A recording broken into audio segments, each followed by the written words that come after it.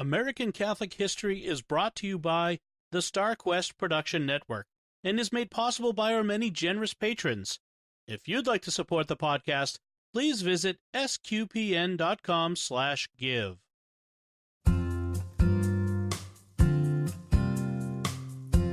Hello, and welcome to American Catholic History.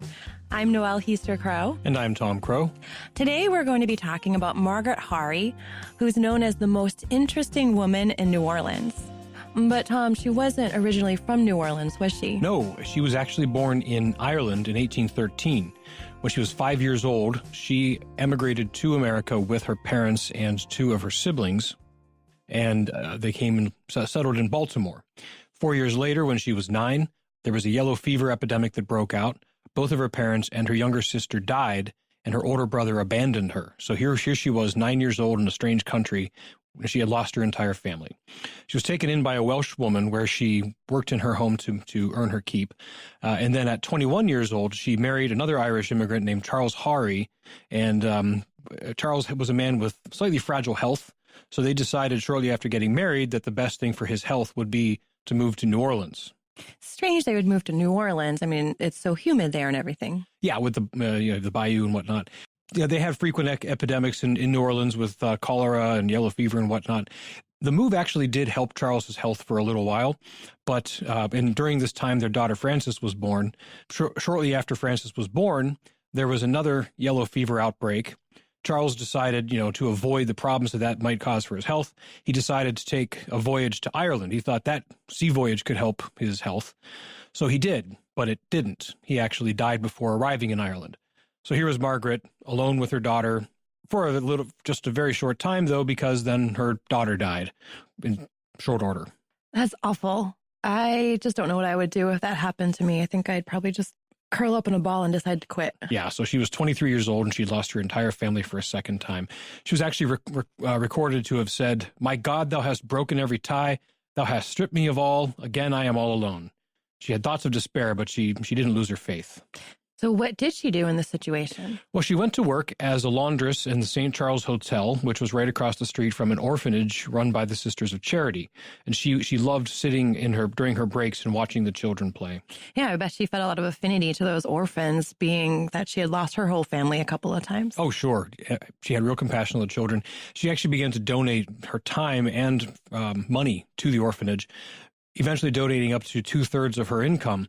And when she noticed that the orphanage needed a more steady supply of milk, she bought 2 milk cows to supply them with milk. She had enough milk that she was able to expand the 2 cows to a herd of 40, and she had so much surplus that she was able to sell it door to door, milk and cream and cheese and all that good stuff. When there was a local bakery that needed a loan, she was able to supply the loan.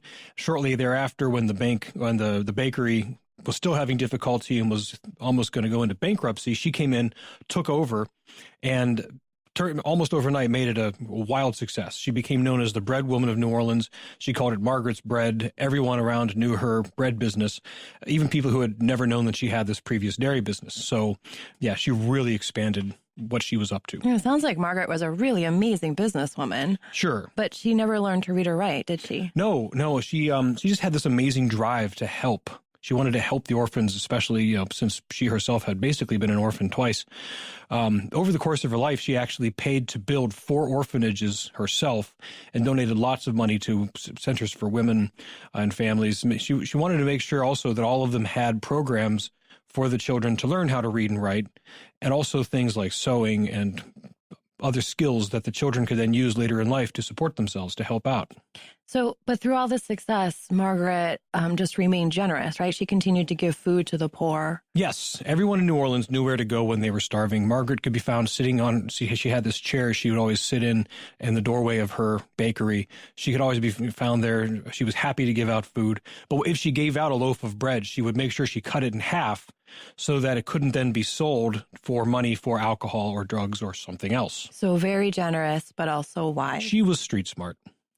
So you've told me this story about Margaret and a Civil War general that you say you really love because it shows her indomitable spirit. Could you say something more about that? Absolutely. I'd love to. So during the Civil War, New Orleans was quickly occupied by the Union Army.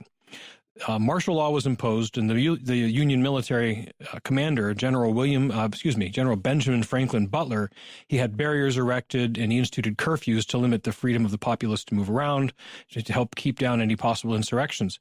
Margaret was undeterred. She ignored these things because to her the most important thing was making sure people were fed. There were food shortages because of the war, and she went around just helping regardless, risking being arrested, risking being shot on sight or hanged for her crimes. But that didn't bother her. Eventually, General Butler did have her arrested and brought before him. When he ordered her to obey the barriers and the curfew laws, Margaret asked him, "Is it President Lincoln's order that the poor be starved to death?" General Butler responded, quote, "You are not to go through the picket lines without my permission. Is that clear?" Margaret responded, "Quite clear." Then General Butler clarified, "You have my permission." And Margaret kept on doing her thing. Margaret spent so much time in her life doing good for other people.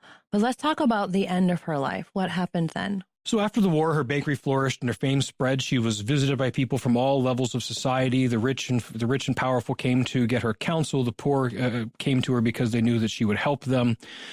She became known as the mother of the orphans, the angel of the Delta. A lot of people would call her just our Margaret. As 69 years old, she contracted an unknown incurable disease, and she lingered in the care of the Sisters of Charity who had run the orphanages that she had helped. She was visited by many. She actually received a crucifix and a blessing from Pope Pius IX, and after she died, that crucifix was actually on her casket. When she died in February of 1882, her death was considered a public calamity. The newspapers were edged in black. Her funeral was offered by the Archbishop of New Orleans. There are 13 priests there. The pallbearers included 2 lieutenant governors of New Orleans, and the procession was led by the mayor of New Orleans. That's how much love the entire city had for her. It's how much they viewed her death as just a terrible, terrible thing. And actually, when her will was read after she died, they were astounded by how much money she still had because she lived so frugally, she lived so simply. She only had 2 dresses, but she divided up all of her remaining wealth among many institutions around the city, orphanages and women's centers, and because as she would say, they are all orphans alike. It's really amazing that this humble woman from Ireland came to our country and made such a huge impact in one city.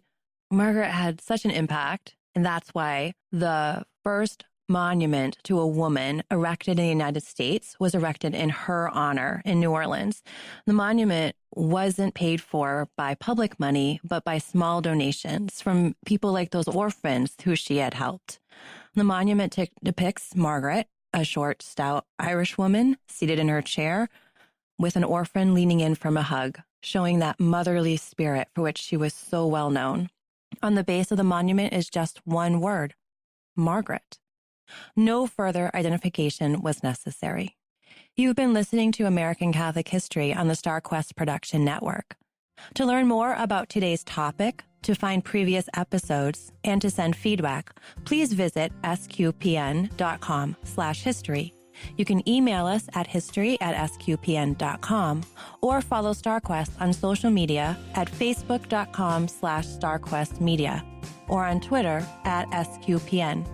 I'm Noelle Heaster-Crow. And I'm Tom Crow. Thank you once again for joining us on American Catholic History on StarQuest.